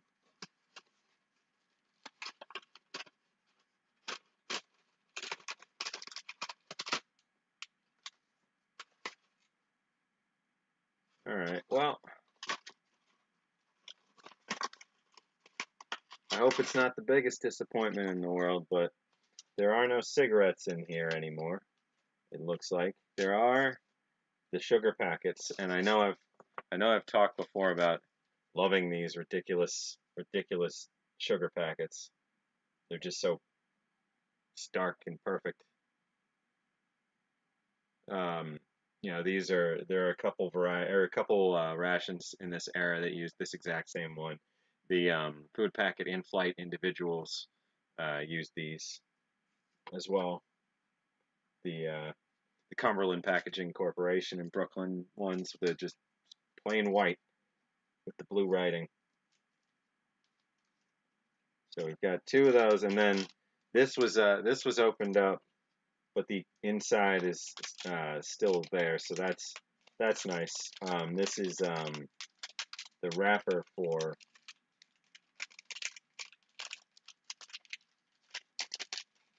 the jelly bar. So at some point this was taken out of there, and it looks fairly early on that happened because there's no sign of the rotting jelly bar that would have at least ruined the cardboard in here and maybe leaked out of there and maybe damaged other things in the packaging over the years. So sometimes something like that, isn't a detractor that it's gone. It's a big plus that it's gone. But the cigarettes and the inside of this is just very bright foil. There's no yellowing or damage on the inside there, nothing like that. So nothing actively leaked inside of this. So that's neat. Hey Fred, welcome. Happy Sunday. Good to see you. Wait, what am I missing there? Oh, you film. Wait, so your studio where you're at on the show is in Brooklyn? You go up for your actual like home base scenes where you got the shelves of food and everything, you got your counter. That's in Brooklyn. How crazy would that be if it's the Cumberland Packaging Corporation next door?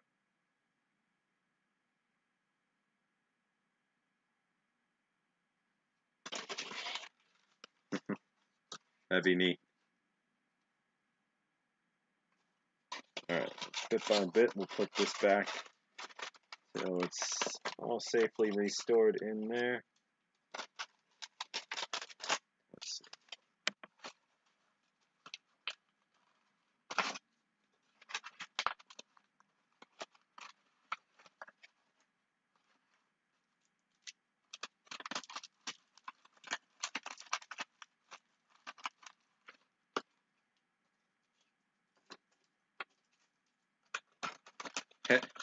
So that's opened and consumed.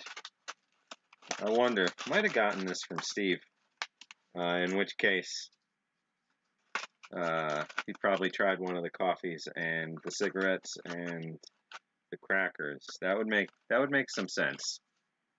There's definitely some of these in the collection that are they're in our possession because he took the time to preserve what was there after taking a look inside for his channel and then getting them over to here or to us. But there's a lot of that from back when I was still in Montana. Since then, it hasn't really been very easy to get the museum a copy of something just because I don't want to keep adding to the storage or any of that. I want there to be an actively functioning museum again or at all before we move into that kind of a stage again. So there's just be better that way than having things just go into a dark box and not see the light of day. Because we want to make sure that when it comes down to it, that we get some pretty good displays put together and out there,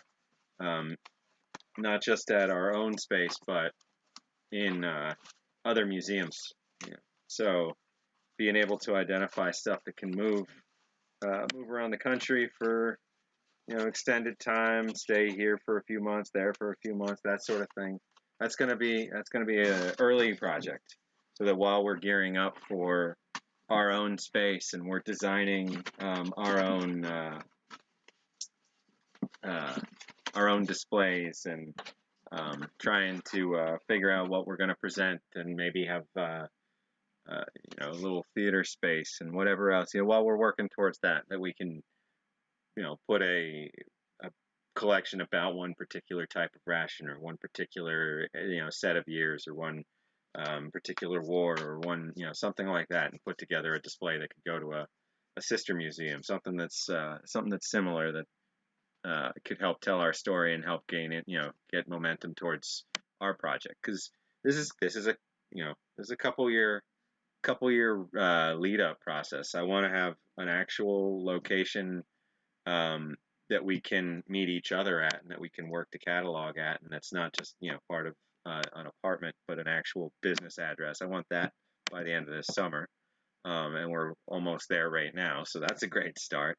And we want to get a space where we can set up a display and have people coming in and out as soon as possible after that. So, I mean, potentially within a year after that, we'd have an open to the public kind of location. And there's even something in my building that we're looking at. I mean, not my building, the building that I was bringing up earlier in the stream. there's another retail location that in this in this new era, it may not be a business that stays open, so I'm not sure. That would that would potentially come in as the public facing section while we have the downstairs for the archive shelves and the cold storage of stuff and the cataloging. So I don't know. There's a lot in that, and then if that happened, then we'd have a storefront with doors open to the street, 1 block from the Museum of the American Revolution. That would be amazing. Um, so we'll see. There's a lot to evolve into. Uh, right on the river, next to an old sugar plant. Producer said they made military packed sugar. I mean, yeah, you're right. So that's the thing. Some stuff, there's a sugar plant in Brooklyn because there are sugar plants in Brooklyn, right? There's a lot of the raw materials getting offloaded by different companies at that same port, and the best place to manufacture stuff, at least in World War II, is as close to the ocean as possible. And the other side of things is during the war, a lot of people made things. A lot of people made the same things. They shut down their whatever mustard powder factory and made sugar and put the sugar in the same packets and shipped them off to war. So we'll see. But I would definitely be interested to find out if it's Cumberland. That would be amazing. Um, let's see. So these, I believe, are.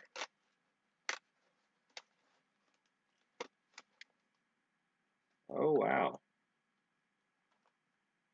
Okay. So these are some Zion biscuits. Another, I want to say these are World War One. Does anybody remember? World War One or two? Two maybe. Let me move that. There's the two. This is definitely a box from Steve.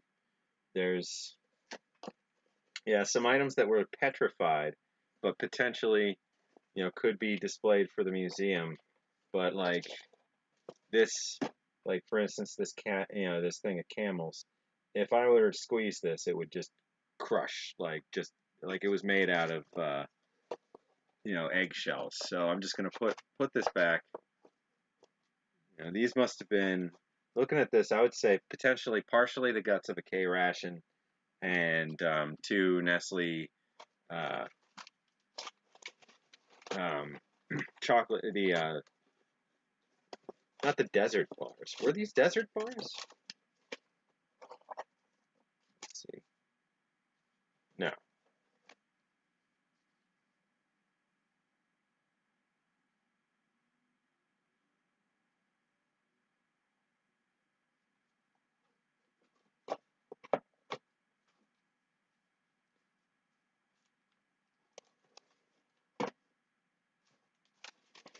Definitely don't want to be too careless with any of that. Let's see.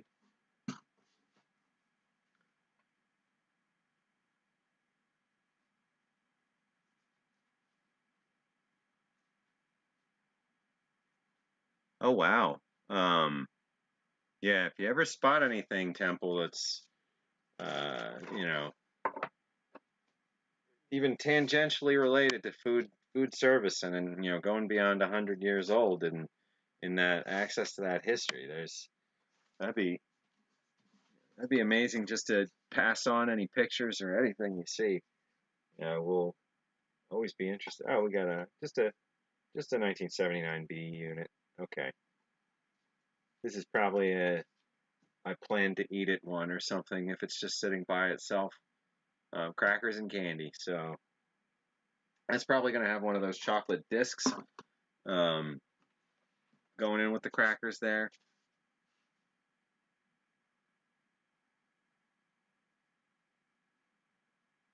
Yeah,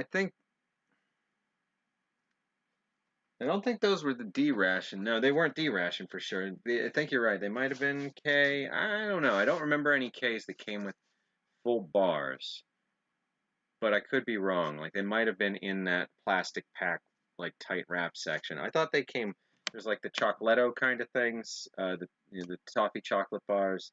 There's the Yeah, I don't know. I'll have to look through a couple examples. Let's see, what do we have here? Oh, okay. Beans with meatballs and sauce, or beans with meatballs in tomato sauce. Let's see. Just a gutted, preserved one.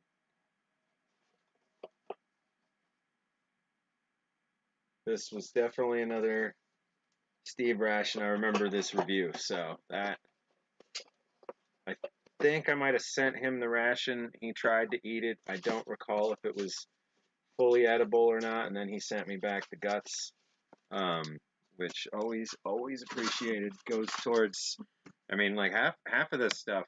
We're gonna get to a point where we have to open it up and take the contents out one way or another.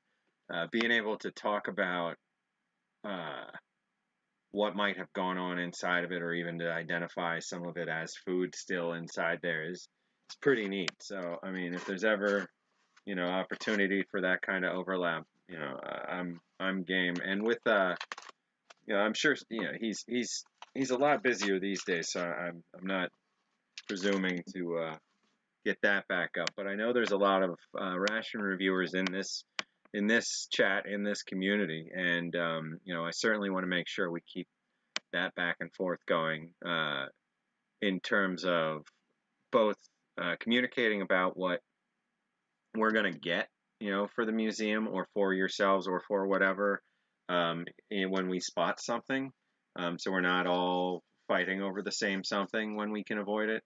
And then potentially seeing if anything that you guys have been saving is something we could help preserve and use as a display.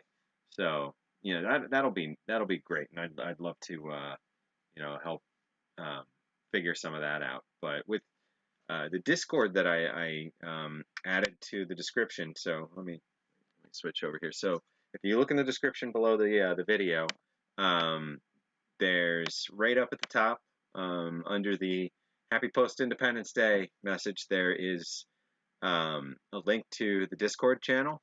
And that is brand new. I'll be fleshing it out, but it's a great place where we can have audio and video chat as just a little extra if you want. But for the most part, it's just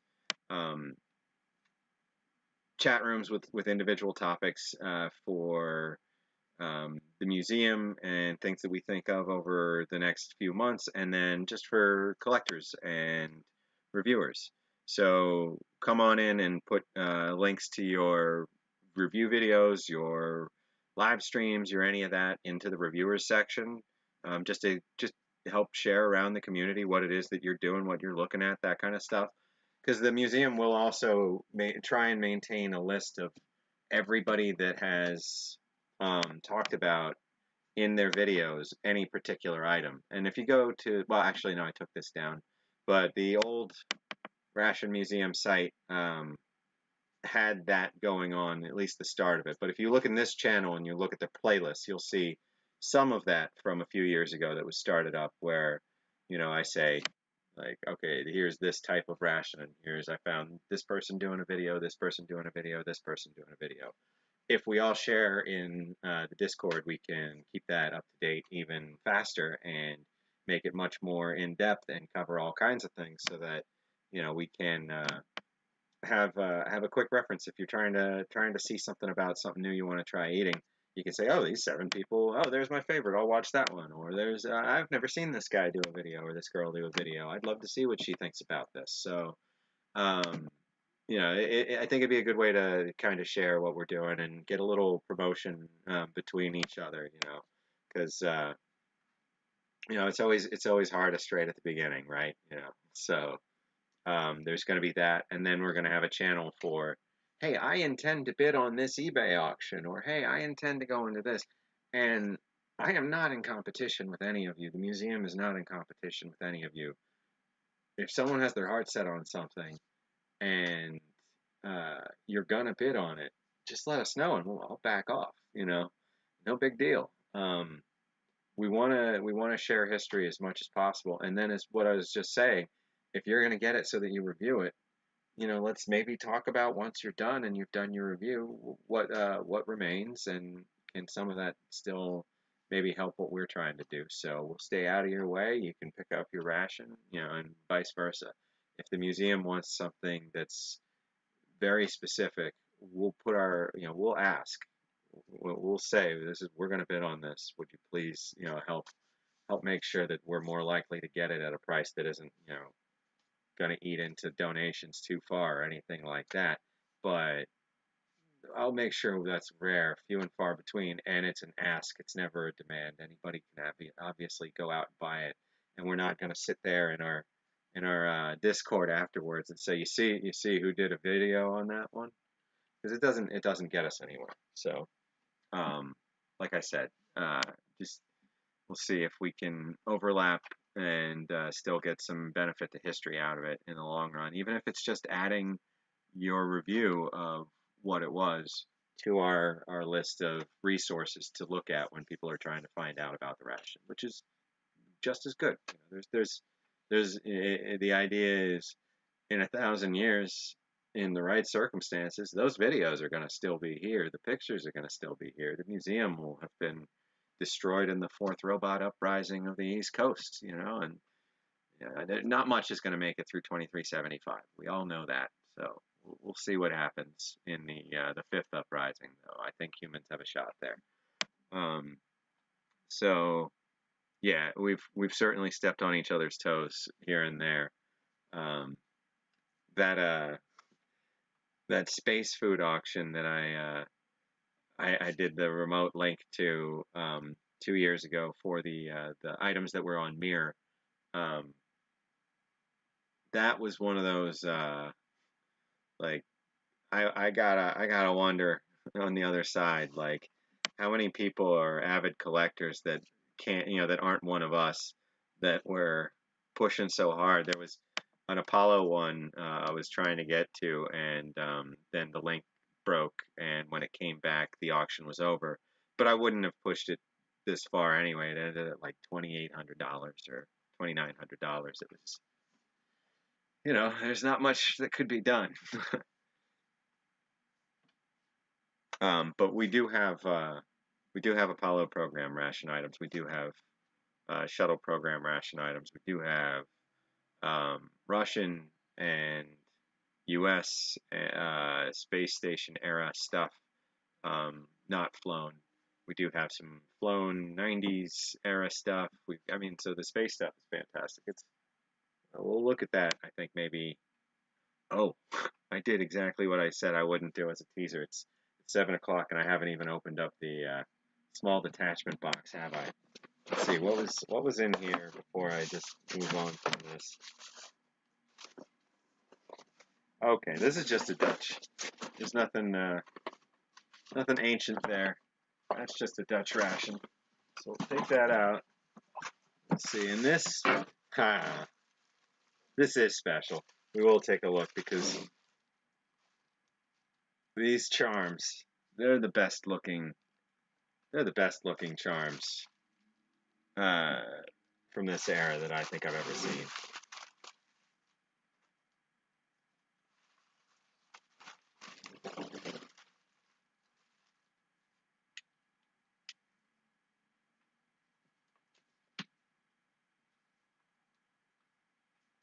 Got very distinct pink and black in their label.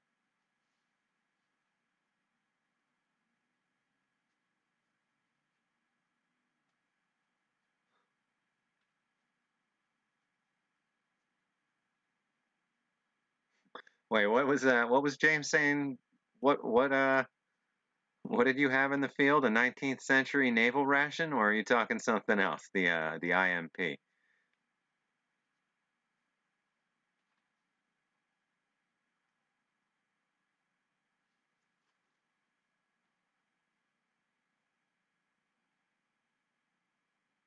Yeah, that Fordman, I hope to help correct. I noticed you were saying there's not a lot of recipes from the World War I era out there. I hope to correct that. I have some books from the late 1890s, the early 19 preteens, and then the 19 teens, in terms of mess preparation, naval steward guidelines, and that sort of thing. So yeah, so this is, like I said, these are fantastic, and there's so many of them. These go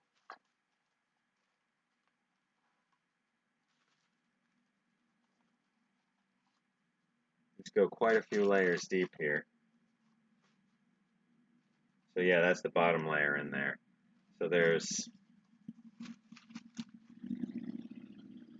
12 full packs of charms here, and then there's a whole bunch of these Wrigley's Pea Cake gum that that was the first thing that ever drew me into collecting old food, was trying to eat older and older and older gum. So I'll tell you, there is a notable uh, urge to try and eat one of these, but that's not fair. This is not not in the collection to be consumed. They're just too good.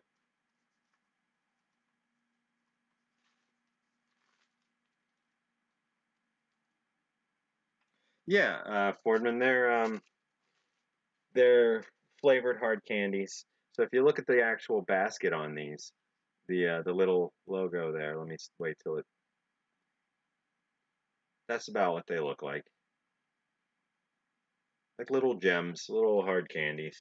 Um, these are just perfect in terms of how nice they are at the moment, and I just love these.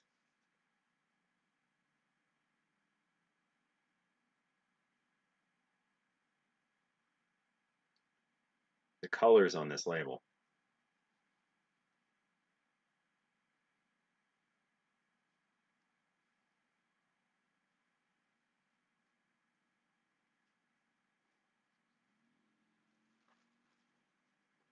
I'll put one label up like that.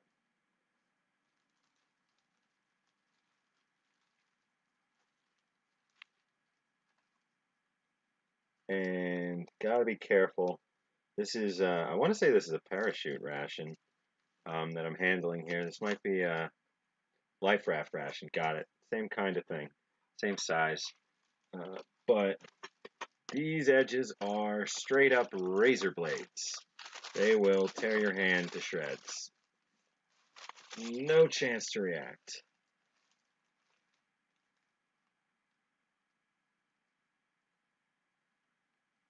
Yeah, that's in perfect shape there. That'll make a great display. We'll get that nice off to the side. All right, so save the best for last. I mean, I don't know, actually, we'll see. I saved this for last, though, so I'm gonna uh, continue the suspense just a moment, just so I can switch out one of these gloves. It's torn pretty bad, and grab a quick drink of water and come right back.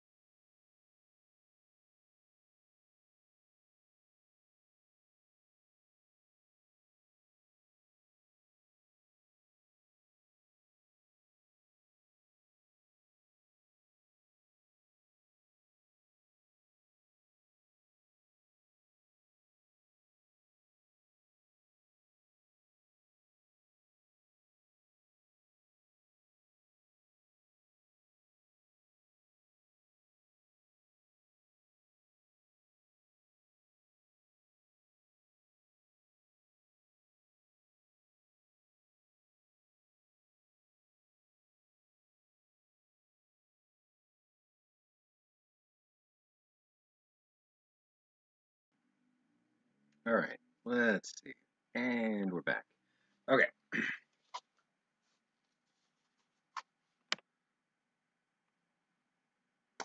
Baseball card bubble gum. So I've gone back to about 1960 with that. And it gets harder until it starts turning into this foam that's waiting to happen the moment that you put it in your mouth, and it just like crumbles into dust but then foams up. I don't know. Old baseball card gum. There's something about it. Let's see. So let's get this open. This is in the same state as when it was packaged to leave Montana in 2016. So let's see. We will get this ready to go. And, excuse me, maybe a little closer here. All right.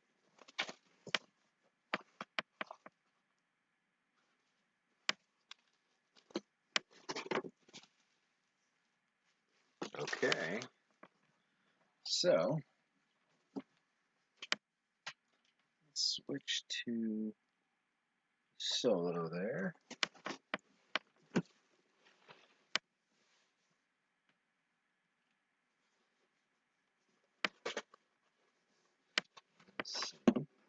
Okay. Oh, okay. I forgot there's this little inner box that held, I think, like the paper products and accessory products. Let's see if this is just, yeah, this is just paper filled so that it doesn't get crushed or compressed or anything in storage. And here we go. So this one, I'm not too angry at myself for how it's packed. I would say this isn't too terrible. Quality-wise, let's make sure we got plenty of light on here. Bring that. Oh, nope, that's tethered. That can't go any further. All right, so here we go. Let's start with the biggest. Towels. So these are full-on paper towels, like very, very large. Still sealed, still in good shape. We've got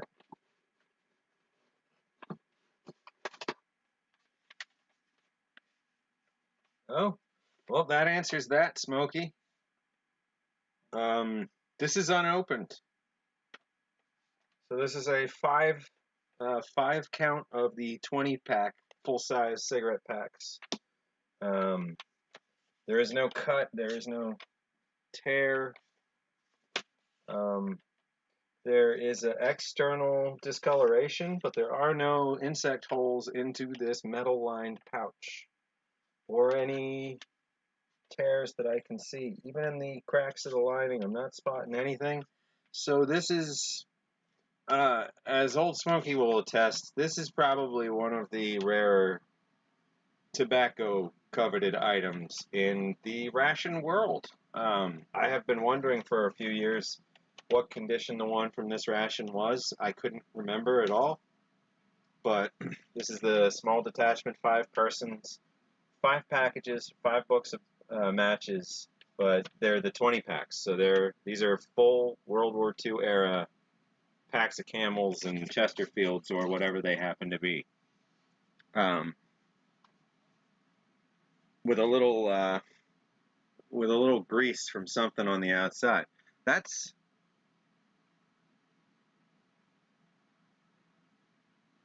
Hey, that's a good idea, Smokey. I may hold off a little bit so that I can have one with you guys. Oh, these.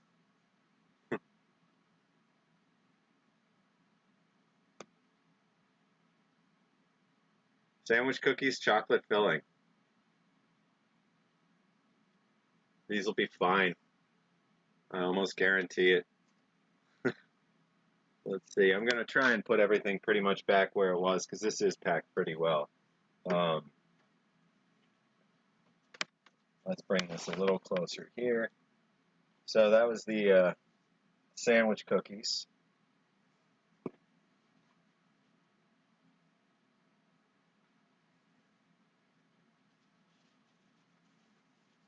Well, I mean, I guess think about like the K rations. You get 4 at a time, so you get 12 a day. So whoever was getting these was, a little higher up on the priority list because they were getting their full 20 a day. Now, granted, there was another ration that went out, Ration Sundries, um, that had additional packs of cigarettes and toothpaste and toothbrush kind of stuff, all kinds of things that extended what you got from your K-Rats. So here we got some white bread by the Kroger Company of Cincinnati, Ohio. So these larger white bread cans, these are a whole loaf. And there would be multiple loaves in these 5-man rations. There's at least 2 in this one surviving, so overall I'd have to compare to what the packing list was on this. I remember when I opened it up, there was some just straight up garbage, detritus, rings of metal with crumbled guts. So this is a post-save attempt. And some stuff was just really lucky to have been separated. So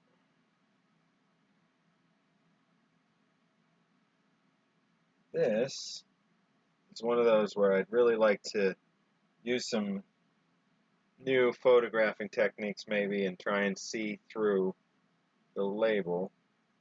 It says chocolate in there.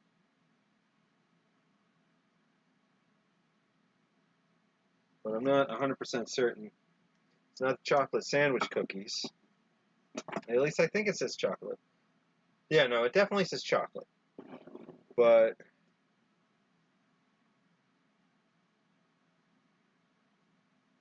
up top it looks like it says PAN.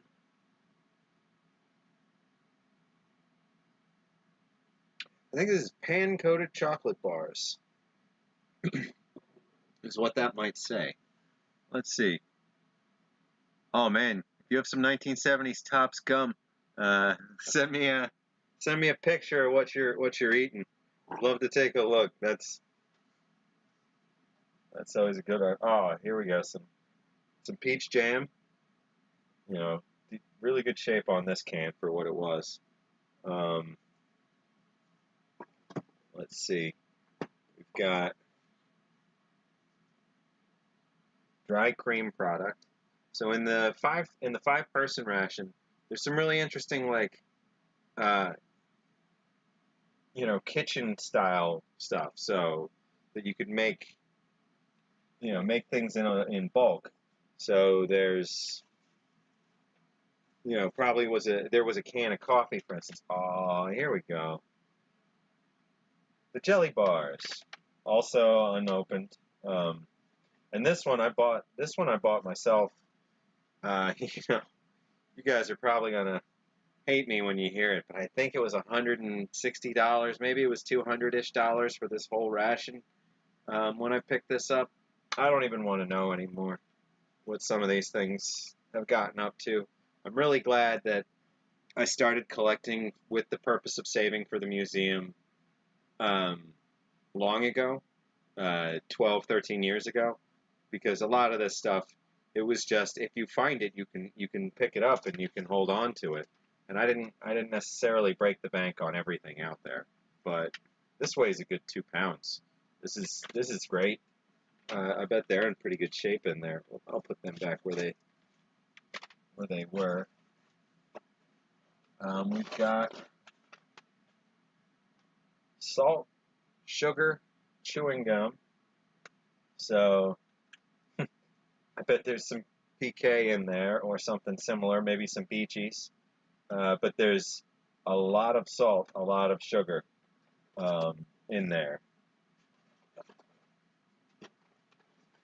I think I was starting to say before, they probably had like the little puck cans of the dried instant coffee as part of these, but they most likely got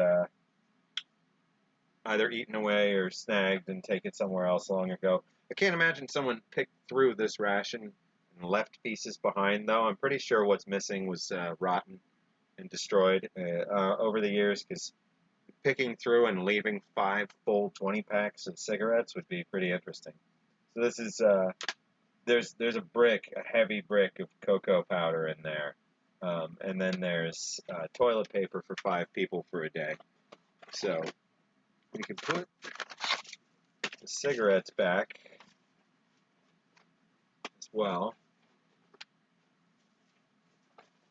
And this one just had its own little covering there. Let's see what folks are thinking. Well, you certainly get more bang for your buck smoking a pipe than cigarettes, I'll tell you that, Fordman. I don't know, I've on again, off again smoked cigarettes since I was a teenager. Currently, done. I haven't had a cigarette in 2 years and change, 2.5, almost three. I don't know. It's been a good long while. But there were times where I swore off, pre-made cigarettes for pipes, and then there were times where I swore off both and did the, get your own machine and roll your own by buying drums of tobacco, and then you get into trying to find interesting and, different drums of tobacco to put into your machines to make your blends, and that can be interesting too. But at this point, I think the only exception I would make would be a 50 year or older cigarette with other ration collectors as a once in a very, very long while thing. I may, and then I may stick to my one cigar every year or so at Burning Man. We'll see. But the Sundries case is your dream case. I'd love to see one of those, man. All those cigarettes and all that extra stuff. There's like the dental Sundries case, the regular Sundries case. There's a bunch of different ones, or a bunch of different like little extras things over the years that are hard to find. That's why this ration was such a neat one to me. Let's see, the last thing we didn't look at in here isn't really readable. This is one I really want to be able to look through because it's got a big heavy brick of something in there, but I don't know at all what it says, and there's no real hint of it anymore. So we're gonna put all these nice layers back in here, carefully make sure everything is separate.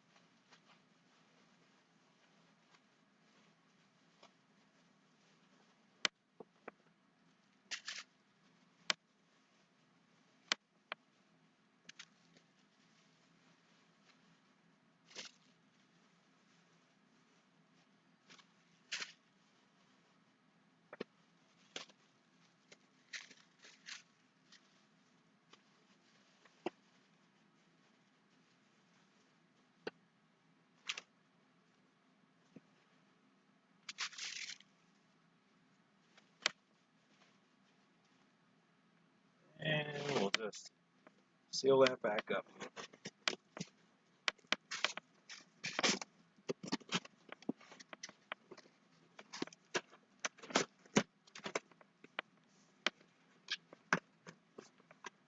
That corner there we go. Back to just being a unassuming label in the corner of a warehouse. No, it's a little too bright there, I guess. But it just says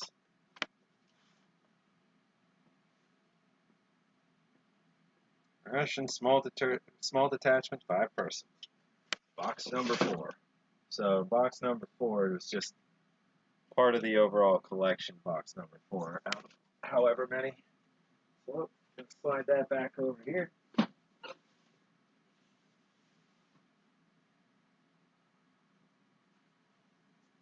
All right. Let's see. And get these off. So, I know it wasn't, a immediate rush right back into that box, and I only sort of delayed to the end on purpose, but I hope everybody enjoyed taking a look inside a World War II classic. Just a very hard to find set of contents in terms of seeing those in the flesh, like as opposed to just the pictures from one of the ration books from that era. Not a lot of small detachments have turned up, and having the actual contents inside, in terms of those little brown paper manila envelope kind of things with the metal linings, like those are pretty neat to find still in that kind of shape. I don't intend to cut those open. I'd love to see other examples make it into the museum collection that are opened. Maybe in some far-flung future we could consider the cigarette one. It's probably one of the only ones like that that's still sealed. And folks are definitely um, I'm sure interested in seeing what's hidden inside there. I mean, they're the whole packs. They're not just the little 4-pack or the 5-pack or the 9-pack or the 3-pack or the I love all the varieties. Um, but yeah, I'm glad we got to take a look through some of that together. Um, Definitely, please check out the Discord or up here. There, up here. It's going to be a quick and easy way to communicate with everybody um, without anybody needing to worry about it, it being more serious or more organization driven or anything like that. It's just to share, just to talk, and you know, to let each other know when somebody's gonna post something or do live streaming. That's one of the main little extra things is I'm going to have an announcement bot attached to it, so anybody who does live streaming and wants just that little extra ping to an active community when you're about to go live, we'll try and get you hooked up to that too. So I know Smokey does it, I know I do it, I'm sure there's other folks out there that are doing some of this live instead of just uh, as edited and put back up video. But for those two, we want a place where you can announce to us, I mean, outside of just your subscribers, but, pick up some new ones too and, mix between all of us. So, um,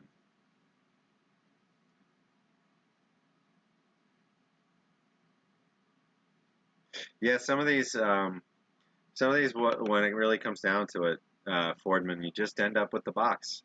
I know I have, well, back behind me somewhere, a ration combat individual. I have two of those cases. One case opened up and it was shoebox after shoebox of fair to moderately presentable. I would save maybe 5 of the cans within the box total, and have a little, one or two or three each that were just crumbled to absolute unrecognizable junk. And that was a pretty savable. Maybe one of the boxes was just completely rotted. And then I opened up another one where I opened up the outer shell and it was just a heap of dirt. Like everything inside had rotted completely down into a heap of sharp-edged metal crumbly bits of dirt with the plastic spoons kind of just floating amidst them. And it was, and the little glass bottles for the iodine I mean, or the halazone or whatever they were, maybe iodine in some of them. But yeah, sometimes you open up one of these things, and it's that fruit juice. Is a lot of the times what it was. Is the Booth Fruit Company was a big fan of putting canned pineapple juice and canned apple juice and that sort of stuff in these rations in that era, and they would swell, they would leak. The acidic juice would get all over everything. It would just mix around inside for years. Everything would rot. Everything would break down. So, uh, yeah, yeah, like Old Smoky. Yeah, exactly that. It turns to a box of dirt. So I have one example where it was just amazing, and I was able to save about 65% ish of it, including saving some of the 20 packs. Like there's 6 of those in there because there's 6 RCIs in the case, and they each got their own 20 pack for the day. But they're the ones that I saved from that, if you were to take them and just go like that, you just crush right through them. So they're not anything other than like a, hey, look at these kind of grody old cigarettes. But the other one, it was just crumbly dust, crumbly, absolute garbage dust. But thanks, everybody. You all have a great rest of your Sunday. We'll be back here next Sunday, same time, same channel, 5 p.m. And thanks for everybody that's been filling out the volunteer form. We still need a bunch of volunteers, but I see a couple folks have said they have some marketing experience, so I'm going to reach out. We're going to hopefully start talking about how to take advantage of that ad grant that we have to drive some more folks to the channel, to the website, and to these volunteer sign-up campaigns. And then as soon as I have actual go-ahead on this new location for us to move into, then we'll do a fundraiser for that, because I'm going to front the first month or two personally, and hopefully by the time we run a short, very short focused fundraiser, we should be able to get a year or two-year lease paid for there. Because at $400 a month, I think that's a very approachable starting point for the museum. Yeah, and we can work with that. I don't want to waste an opportunity like that. This is really nice thing that they're doing for us. So we'll see if everything goes through there, and hopefully I'll have an update by next week. But everybody enjoy your Sunday night. Thanks for coming out, and I will see you again very soon.